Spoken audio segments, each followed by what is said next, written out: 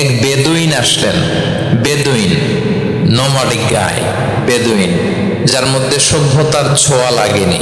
তো সে মসজিদে ঢুকেই উঠে চড়ে আসলেন, উটটাকে মসজিদের পিলারের মধ্যে বেঁধে রাসূল সাল্লাল্লাহু আলাইহি ওয়াসাল্লামকে সালামও দিচ্ছে না। কি দিচ্ছে না? সালামও দিচ্ছে না, কথাও বলতেছে না। মসজিদে ঢুকে পিলারের মধ্যে উটটাকে বেঁধে 2 রাকাত নামাজ পড়া শুরু করছে। 2 রাকাত নামাজের পরে দোয়া করতেছে। কি দোয়া জানেন? দোয়ায় বলতেছে আল্লাহুম্মা আরহামনি ওয়া মুহাম্মাদা ওয়া লা তারহাম মা'ানা আহাদা। মানে আল্লাহ তুমি শুধু আমাকে রহম করো আর মুহাম্মদ সাল্লাল্লাহু আলাইহি ওয়াসাল্লামকে রহম করো, আমাদের দুইজনের সাথে আর কাউরে তুমি রহম করো। বেদুইন হলে যা হয়, তার যে এটিকেটস অফ দোয়া, দোয়ার যে আদব, অন্যের জন্য দোয়া করলে যে নিজের লাভ, এটা ভুলে গেছে। আপনারা এটা জানেন তো যে অন্যের জন্য দোয়া করলে লাভ? জানেন? আপনি যদি এক ভাইয়ের জন্য দোয়া করেন যে আল্লাহ সে অসুস্থ, তুমি তাকে সুস্থ করে দাও, ফেরেশতারা বলতে থাকে আল্লাহ যিনি এই দোয়াটা করলেন তার কোনো অসুস্থতা থাকলে আগে তুমি তাকে সুস্থ করে দাও। ধরেন যে আপনার এক ভাই দারিদ্রের কষাঘাতে জর্জরিত, টাকা পয়সা না, আপনি দোয়া করলেন যে আল্লাহ আমার ভাইটা আর্থিক সমস্যায় আছে, তার আর্থিক সমস্যা দূর করে দাও। ফেরেশতারা দোয়া করে আল্লাহ যিনি দোয়া করলো তার যদি আর্থিক সমস্যা থাকে তুমি আগে তার আর্থিক সমস্যা দূর করে দাও। সুবহানাল্লাহ, সুবহানাল্লাহ বিহামদিহি। তো এক লোক এই হাদিসের ফজিলত শুনে ইফতারের পূর্ব মুহূর্তে, যেহেতু দোয়া কবুল হয়, তার ওয়াইফ ইফতারি তৈরি করতেছে। এই হাদিসের ফজিলত শুনে এক লোক তার বন্ধুর জন্য দোয়া করতেছে যে আল্লাহ আমার বন্ধুটার তো এখনো বিয়ে হয় নাই, তুমি সুন্দরী রূপবতী একটা স্ত্রীর ব্যবস্থা করে দাও আল্লাহ আমার বন্ধুর। এই দোয়া শুনে তার স্ত্রী তো রেগে মেগে আগুন। সেই ইফতারি রেখে দিয়ে এসে বলে, এই এত বড় সাহস, কি দোয়া করো এসব উল্টা পাল্টা? স্বামী বলে, কি দোয়া উল্টা পাল্টা? কি দোয়া করলাম? আমি তোমার বন্ধুর জন্য দোয়া করছি যে আল্লাহ তারে তুমি রূপবতী সুন্দরী স্ত্রীর ব্যবস্থা করে দাও। তো ওয়াইফ বলে, এই তুমি কি মনে করছো আমি হাদিসটা জানি না যে অন্যের জন্য ভালো কোনো দোয়া করলে আগে এটা নিজের জন্য কবুল হয়? সুবহানাল্লাহ। দেখেন ইসলামের বিধান কত সুন্দর। আপনি অন্যের কল্যাণ কামনা করলে এটা, এই কল্যাণ ফিরে আপনার দিকে আসে আগে। সুবহানাল্লাহ। তো ওই বেদুইনের এটা জানা ছিল না। সে এসে দোয়া করতেছে আল্লাহুম্মা আরহামনি ওয়া মুহাম্মাদা ওয়া লা তারহাম মা'ানা আহাদা। আল্লাহ তুমি শুধু আমারে রহম করো আর মুহাম্মদ সাল্লাল্লাহু আলাইহি ওয়াসাল্লামকে রহম করো, আমাদের দুইজনের সাথে আর কাউরে রহম করো না। রাসূল ইসলাম তাকে বলেন, হায় রে, একটা প্রশস্ত বিষয়কে সে সংকীর্ণ করে ফেললো। আফসোস করে বলতেছে, কারণ আল্লাহর দরবারে রহমের কি কোনো ঘাটতি আছে বলেন তো? আল্লাহর দরবারে রহমতের কোনো কমতি আছে? নাই। রাসূল ইসলাম বলে শুধু সবাইকে ইনক্লুড করতে পারতো। আচ্ছা গেল, দোয়া শেষে এবার সে মসজিদে নববীর মাঝখানে বসে পেশাব করা আরম্ভ করছে। এবার তো সাহাবারা রেগে মেগে আগুন, কি এত বড় সাহস, মসজিদে নববীর মাঝখানে পেশাব! সবাই উদ্ধত হচ্ছে, তাকে মারতে যাবে। রাসূল ইসলাম সবাইকে সামলালেন, থামালেন, বললেন রাখো রাখো রাখো, ছাড়ো, আগে সারতে দাও। কারণ কেউ যখন ওয়াশরুম সারে মাঝখানে তাকে ডিস্টার্ব করা যায় না, এটা তার ক্ষতি হবে। রাসূল ইসলাম বললেন রাখো, লেট হিম পাস ইউরিন, তাকে কাজ সারতে দাও। সে কাজ সারলো। এবার রাসূল ইসলাম বললেন ও হারিকু আলা বাউলিহি সাজলান মিন মা, তার পেশাবের উপর এক বালতি পানি ঢেলে দাও। দিয়ে ফেললো। এবার রাসূল সাল্লাল্লাহু আলাইহি ওয়াসাল্লাম বললেন ইন্নামা বুইসতুম মুয়াসসিরিন ওয়া লাম তুবআসু মুআসসিরিন। হে সাহাবারা, মনে রাখো তোমরা সহজপন্থী হিসেবে প্রেরিত হয়েছে, তোমরা কট্টরপন্থী হয়ে পৃথিবীতে প্রেরিত হও নাই। সুবহানাল্লাহ। তাহলে যে কোনো জিনিসের সলিউশন আপনার সহজভাবে করতে হবে, এটাকে জটিল বানানো যাবে না। আমরা অনেক সময় জটিল থেকে জটিল করি। তখন এই বেদুইনকে রাসূল ইসলাম ডেকে বললেন, আচ্ছা তুমি যে কাজটা করলে, মসজিদে নববীর মাঝখানে পেশাব করলে, এটা কি ঠিক হলো? তুমি কি জানো এটা আল্লাহর ঘর, এটা আমাদের মদিনার কমিউনিটির ইবাদতগাহ, এখানে আমরা আল্লাহর ইবাদত করি, আল্লাহর জিকির করি, আল্লাহর কিতাব তেলাওয়াত করি, এটা কি তোমার ঠিক হলো? এইভাবে যখন আদর দিয়ে পরম মমতায় তাকে বুঝিয়ে বলা হলো, সে লজ্জিত হয়ে মাথা নিচু করে ফেললো। সুবহানাল্লাহ। রাসূল সাল্লাল্লাহু আলাইহি ওয়াসাল্লাম ক্ষমা চাইলেন। তাহলে প্রিয় সুধী, আপনি কোমলতা, ভালোবাসা দিয়ে যা জয় করতে পারবেন, কঠোরতা দিয়ে সেটা পারা যায় না। খেয়াল রাখবেন, ভালোবাসা দিয়ে যেভাবে আপনি মানুষের হৃদয় জয় করতে পারবেন, কঠোরতা দিয়ে পারবেন পারবেন না। এজন্য ইসলাম ফ্লেক্সিবিলিটিতে বিশ্বাস করে। ফ্লেক্সিবিলিটি, লা ইউকাল্লিফুল্লাহু নাফসান ইল্লা উসআহা। আল্লাহ সাধ্যের বাইরে কাউকে কখনো কিছু চাপিয়ে দেয় না। এজন্য ইসলামকে সহজ করে উপস্থাপন করতে বলেছেন তিনি। মুআয ইবনে জাবাল রাদিয়াল্লাহু তাআলা আনহুকে রাসূল সাল্লাল্লাহু আলাইহি ওয়াসাল্লাম একবার ইমাম বানিয়ে পাঠালেন একটা এলাকায়।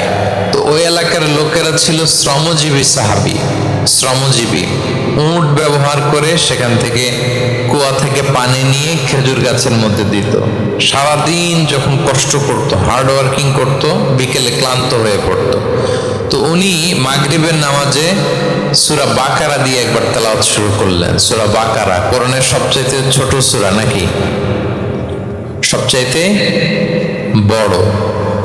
তো উনি যখন বাকারা দিয়ে নামাজ শুরু করলেন, এক শ্রমজীবী সাহাবী এসে আর কন্টিনিউ করতে পারছেন না, এত লম্বা কেরাত কিভাবে পারবেন, তো ক্লান্ত, শ্রান্ত, পরিশ্রান্ত।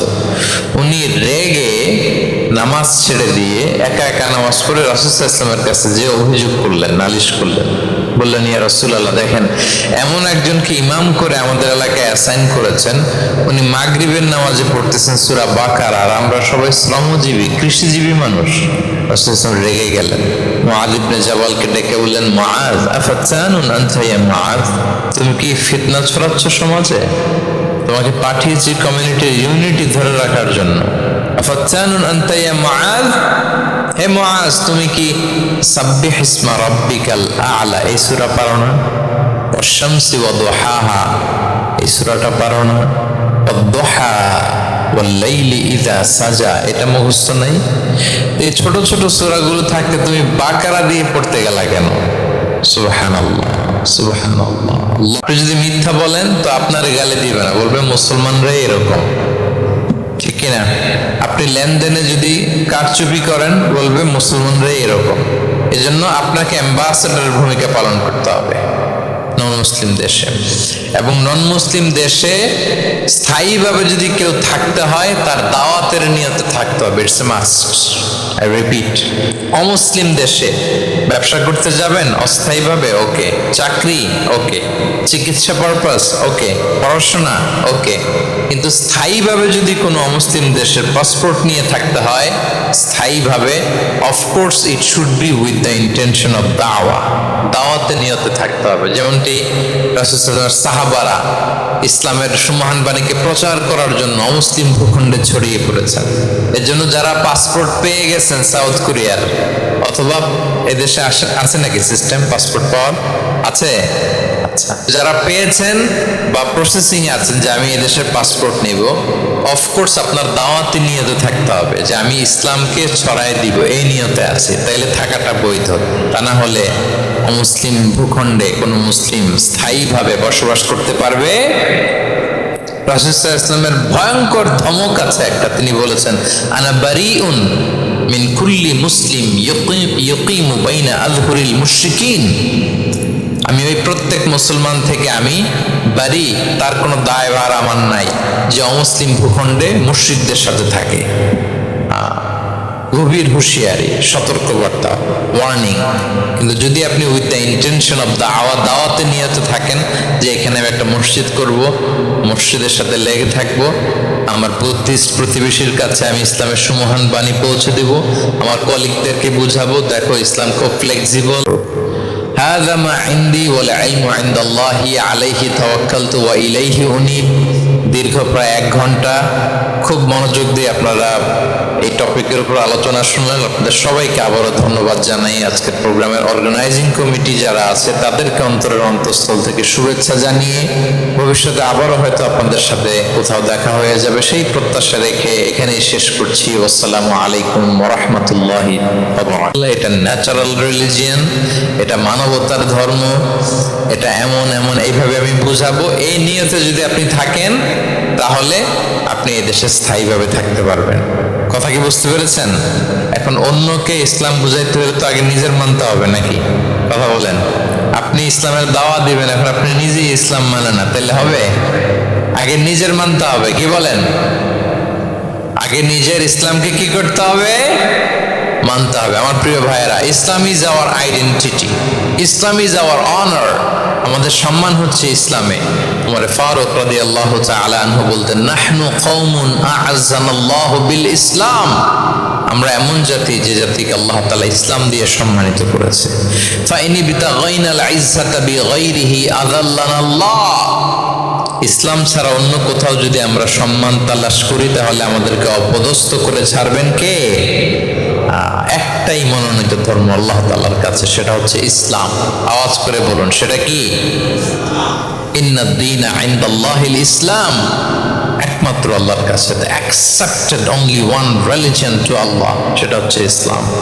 ওমাই ইয়াবতাগি গায়রাল ইসলামি দীনান ফালাই ইউকবালা মিনহু ওয়া হুয়া ফিল আখিরাতি মিনাল খাসিরিন, ইসলাম ছাড়া অন্য কিছু যদি কেউ তালাশ করে, সেটার সাথে নিজেকে জড়ায়, আল্লাহ তাআলা কবুল করবেন না। That will not be accepted from him in the day of judgment, and he will be loser minal khasirin, সে হবে লুজার, হতভাগা হবে, দুর্ভাগা হবে।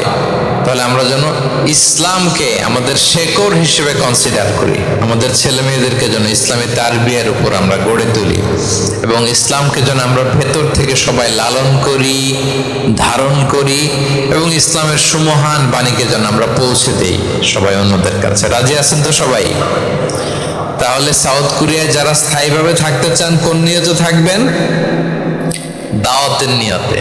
We all should be a living দাঈ, আমরা লিভিং দাঈ হয়ে থাকবো। আমাদেরকে দেখলে, আমার চলনে বলনে কথনে, আমার ডিলিংস দেখেই যেন ভাই এত ভালো মানুষ, আরে এটাই তো সুন্দর, এটাই তো ইসলাম। আম্মাজান আয়েশাকে জিজ্ঞেস করা হলো যে আম্মাজান কাইফা কানা খুলুক রাসূলিল্লাহ, নবী সাল্লাল্লাহু আলাইহি ওয়াসাল্লামের ক্যারেক্টার কেমন ছিল? তিনি বলতেন যে ইনদামা রাসূল সাল্লাল্লাহু আলাইহি ওয়াসাল্লাম ইয়ামশি আলাল আরদ কাআন্নাল কুরআনা ইয়ামশি আলাই, যখন রাসূল সাল্লাল্লাহু আলাইহি ওয়াসাল্লাম রাস্তা দিয়ে হেঁটে যেতেন, as if a living Quran is walking on the street, মনে হতো একটা জীবন্ত কোরআন রাস্তা দিয়ে হেঁটে যাচ্ছে। তা আপনাকে দেখলেও যেন মানুষ মনে করে এটা একটা জীবন্ত ইসলাম, আপনার চলা ফেরায়, আচরণে, কাজে, লেনদেনে মনে করে যেন সেই ইসলামের একটা আইকন। কি এইভাবে থাকা যাবে তো ইনশাআল্লাহ? ইসলামকে আমাদের জীবনে, পরিবারের, সমাজে আমরা পরিপূর্ণভাবে মানতে রাজি আছি তো? ছেলে মেয়েদেরকে ইসলামের উপর অটুট রাখতে সবাই রাজি আছি? আল্লাহ তাআলা আমাদের সবাইকে কথাগুলো বোঝার, আমল করার তৌফিক দান করুন। ইসলামের এই বিজয়ে যেন আমরাও শামিল হতে পারি। কোনো অমুসলিমের, নন মুসলিমের, ষড়যন্ত্রকারীদের রক্তচক্ষু ইসলামের অগ্রযাত্রাকে ঠেকায় রাখতে পারবে না। আল্লাহ তার দ্বীনের জ্যোতিকে পূর্ণরূপে, রেগুলার নন মুসলিমরা, খ্রিস্টানরা, তারা কালিমা পড়ে মুসলমান হয়ে যাচ্ছে। তাদের চার্চগুলো তারা বিক্রি করে দিচ্ছে, চার্চ সিনাগগগুলো বিক্রি করে দিচ্ছে। গত সপ্তাহে, তার আগের সপ্তাহে আমার জাপানে প্রোগ্রাম ছিল, এক মসজিদে আলোচনা করলাম, দেখি যে মসজিদটা খুব সুন্দর। আমি বললাম এত সুন্দর মসজিদ, বলে যে শেখ এটা আগে ক্যাসিনো ছিল। ক্যাসিনো কি ছিল? ক্যাসিনো চিনেন তো? জুয়ার আসর বসতো আর কি এখানে। বলে যে আমরা ক্যাসিনো কিনে এটার মসজিদ বানায় ফেলছি।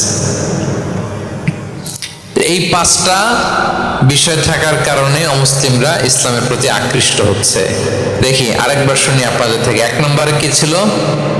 এটা ন্যাচারাল রিলিজিয়ান, এটা প্রকৃতির ধর্ম, প্রাকৃতিক স্বভাবজাত। 2 নম্বরে এটা সার্বজনীন ধর্ম, দ্য ইউনিভার্সালিটি অফ ইসলাম। 3 নম্বরে ফ্লেক্সিবিলিটি আর তাইসির, এই ধরনের বিধান মানা একেবারে সহজ, ব্যালেন্সড অ্যাপ্রোচ, এটা ভারসাম্যপূর্ণ একটা জীবন বিধান। 4 নম্বরে। 5 নম্বরে রিলিজিয়ন অফ হিউম্যানিটি, এটা মানবতার ধর্ম। কিসের ধর্ম? মানবতার ধর্ম। এই যে দেখেন এত সুন্দর যে ইসলাম, এইভাবে যদি আমরা প্রেজেন্ট করতে পারি নন মুসলিম আমার বন্ধুদের সাথে, কলিগদের সাথে, নেইবরদের সাথে, আমার ফ্রেন্ডসদের সাথে, ওরা ইসলামের ব্যাপারে আকৃষ্ট হবে না? বলেন। ধর্মে যদি নাও আসে, ইসলামের ব্যাপারে একটা পজিটিভ আউটলুক তো তার থাকবে, কি বলেন? তো এইভাবে ইসলামকে প্রেজেন্ট করার দরকার আছে না নাই? অ্যাট্রাকটিভ প্রেজেন্টেশনের অভাবে আমরা ইসলামের কথাকে তুলে ধরতে পারি না। ওরা যে মতবাদ, ওদের যে ডক্ট্রিন, ওদের যে আইডিওলজি, ওদের যে চিন্তা চেতনা, এই বস্তা পচা মতবাদকে ওরা সুন্দরভাবে বিউটিফাই করে, ফান্ডিং করে, এমন প্যাট্রনেজের সাথে গোটা বিশ্বে আনে, চোখ ধাঁধানো মনে হয়, কিন্তু আমাদের প্রপার প্রেজেন্টেশনের কারণে আমরা ইসলামকে নন মুসলিম বন্ধুদের কাছে তুলে ধরতে পারি না। এজন্য আমরা অমুসলিম দেশে যারা থাকি, এটা আমাদের সবার দায়িত্ব। We all are the ambassador of Islam in a non Muslim land. প্রত্যেকে আমরা ইসলামিক অ্যাম্বাসেডর। আপনাকে দেখে ওরা ইসলামকে জাজ করবে।